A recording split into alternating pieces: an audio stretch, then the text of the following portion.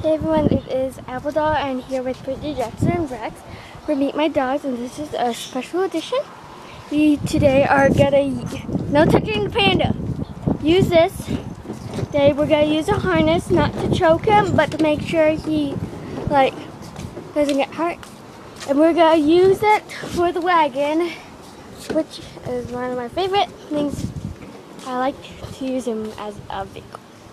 Now, my mom will film this because I do not want my camera to be endangered, and I'm wearing this helmet and mask because it's really windy and stuff. I don't want dirt in my eyes if we crash or anything. So we are gonna get started. Okay, we're ready for a bus off. Alright.